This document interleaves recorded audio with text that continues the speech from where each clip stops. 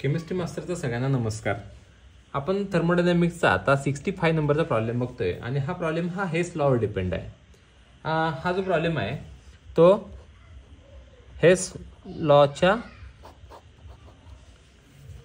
वर डिपेंड आहे. मग आता बघा हेस लॉ काय आहे तर मी तुम्हाला याच्या आधीच्या प्रॉब्लेममध्ये पण सांगितले, आता पण एकदा रिपीट करतोय. एखादी रिॲक्शन डायरेक्ट झाली काय आणि टप्प्याटप्प्यात झाली काय, एन्थाल्पी चेंज सेम असतो. ए टू सी डायरेक्ट गेलं तर डेल्टा H1, ए वरून बी वर जावा, बी वरून सी वर जावा, ह्या दोघांची बेरीज म्हणजे डेल्टा H1 एवढी असणार आहे. हे कोण सांगते? हेस लॉ सांगते. या प्रॉब्लेममध्ये काय काय दिले ते आपण बघूया.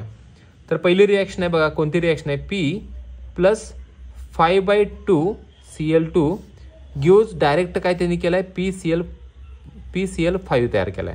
ह्याला आपण डेल्टा H1 बोलूया. परत त्यांनी काय केलंय? PCl3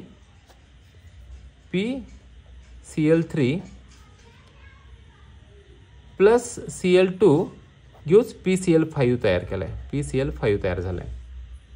म्हणजे आपल्याला काय करायचं? हे कोणापासून तयार झालाय?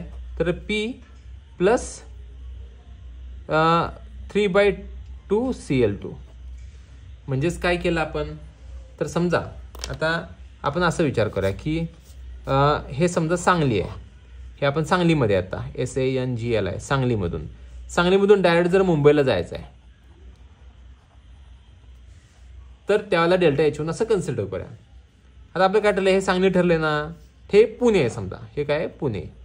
आणि पुणेमधून परत मुंबईला जायचं, हे मुंबई आहे. मग डायरेक्ट मुंबईला गेलं काय आणि सांगलीवरून पुण्यात जाऊन थांबून परत पुण्यावरून मुंबईला गेलं काय, एन्थाल्पी चेंज हा सेम असतो. ह्या कोण सांगते? हेस लॉ सांगतोय.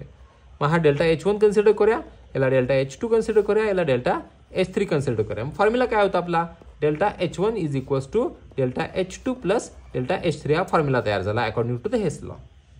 आता त्यांनी काय काय दिले बघा.